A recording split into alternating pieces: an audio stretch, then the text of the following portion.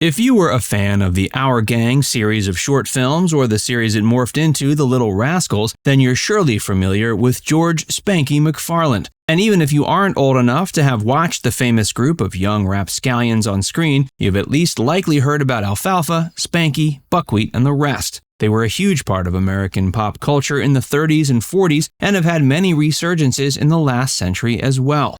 And perhaps the most famous Little Rascal was George Spanky McFarland. But there are some fun facts about George that many fans might not even know about, starting with the fact that he didn't appear in the Our Gang shorts until years after they started. In this video, we're taking a look at the life and career of George Spanky McFarland, and despite being a hugely famous child star, he never managed to find continued success after the show ended. So join Facts First as we present George Spanky McFarland was never the same after Our Gang ended. How Spanky Got His Start. George McFarland was born in Dallas, Texas in 1928 as one of 4 kids. His parents, Robert Emmett McFarland and Virginia Phillips, actually called him Sonny when he was a baby. The name Spanky didn't come until later, but we'll touch on that in a minute. His father worked as a manager at the Sam Dijsterbach clothing company in Dallas and arranged for George to be a child model for the store. This was the start of a fairly successful run as a child model in the area. Not only was he seen around town advertising his father's company, but he also landed a gig as a model for Wonder Bread. So he was seen on billboards and print ads locally for that brand as well. George's aunt, seeing the success that young George was already having, decided to give his career a push. She sent his modeling photos to Hal Roach, who was the man behind the Our Gang series of shorts. While it was perhaps a long shot, George's aunt clearly knew he had a certain look and charm that would be captivating on screen. And she was right. When Hal Roach saw the photos, he brought George in to do a screen test to potentially join Our Gang. Test audiences loved the footage so much, he was cast into the next film they were shooting, and the rest is history. His time with the Rascals. Because he was the new kid on the series and didn't have any acting experience, Spanky was held to a fairly limited capacity in the beginning. Hal Roach wanted to test the waters a bit, providing Spanky with ample screen time yet very few lines. But Spanky managed to steal scenes nonetheless, and quickly became a fan favorite. His cherubic face and crooked tam o' shanter hat were utterly adorable and memorable, and Spanky soon began to outshine his older and more seasoned co-stars. Roach decided to use Spanky's actual screen test and release it as a short itself, calling it Spanky in 1932. Spanky was the first and only of the gang to get on-screen billing, and this happened again in 2 more films in 1932, The Pooch and Choo Choo. Over the next few years, he and the gang, which included memorable characters like Porky, Buckwheat, Stymie, Scotty, Tommy, Dickie, and Alfalfa, starred in many short films, and were a hit with audiences looking for wholesome entertainment to offset the misery of the Great Depression. And Roach tried to keep the child actors protected by making sure they had their required 3 hours of schooling every day and by withholding fan mail. He wanted the young actors to forget the fact that they were famous and that they were acting at all. That way, they could focus on just being kids and playing their roles, unencumbered by ego and fame.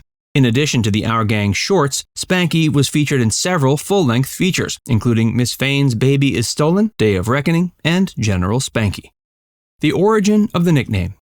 While it was never quite clear where the nickname Spanky came from, it was originally assumed it had something to do with the action of spanking a child. This was obviously a more common thing in the early 20th century. It was said that George's mother would keep him from grabbing things around the house by saying, "Spanky, Spanky, mustn't touch," and that nickname just stuck. But George later disputed that story. In interviews as an adult, he maintained the nickname had nothing to do with physical spanking.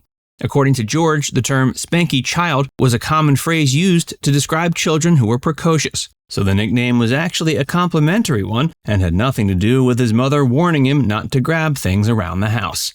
Before we tell you more, be sure to give this video a like and subscribe to Facts First if you haven't already. Spanky's bout with whooping cough. Spanky was such a hit with audiences, he was sought out by other studios to work in their productions. One example was in 1933 when he worked for Paramount in Fane's Baby is Stolen, but he had picked up a nasty case of whooping cough. He accidentally gave it to one of Paramount's up-and-coming child stars, Baby Leroy. Not only did Baby Leroy and Spanky have to miss some work because of the illness itself, but Spanky was given a punishment afterwards. The Board of Education decided Spanky's parents had acted irresponsibly by allowing him to go to set despite knowing he was sick. As such, they suspended his work permit for 90 days. This meant there were only 6 films in the Our Gang series during their 1933 and 34 season, when they had originally intended to release 8. Life right after the Little Rascals. Like many child stars over the years, George wasn't able to find continued success after his time as a Little Rascal ended. His final film with the gang was 1942's Unexpected Riches. He was 14 at the time. And while he appeared in bit parts in a couple of feature-length movies in the 2 years following that, his career essentially stalled out. So he decided to return to Texas and finish up school. After graduating from high school, George enlisted in the Air Force. He served briefly, but was forced to leave on a hardship discharge. When he got back, he tried his hand at the entertainment biz once again. This time it was as a host of a daily TV show aimed at kids. It was called The Spanky Show, and it ran for 5 years on a CBS affiliate in Tulsa, Oklahoma. But following that, George worked a variety of jobs, including time as a wine vendor and popsicle maker. He then had a long stint as a salesman for Ford Philco Corporation. He worked his way up the ladder there, and later on actually developed the Nostalgia Channel, which showcased TV shows from earlier eras. When he retired from Ford Philco, he began to embrace his time as Spanky even more. He would regularly appear on the convention circuit and promoted the re-release of Our Gang shorts in various new formats. He even put up a one-man show, An Evening with Spanky, that he toured with around the country. Rather than feeling bitter about the fact that he never found success beyond Spanky, he embraced this period in his life. The Little Rascals had had a resurgence in the 1950s thanks to a new generation of children seeing reruns on television and learning about the crew for the first time. He traveled around, often wearing his signature beanie and joining his former co-stars on talk shows to discuss the Our Gang shorts. He was even able to debunk the claims of a few Spanky imposters who were out there claiming they were actually a grown-up George. George as an adult.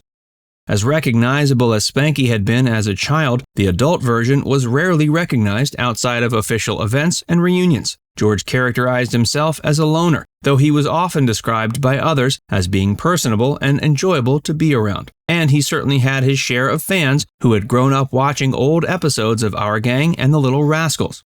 One notable example was when he presented a special Oscar to Hal Roach in 1984. At the gala following the ceremony, he was introduced to Michael Jackson, who admitted to being a huge fan of Spanky and of the series, having watched them as a child.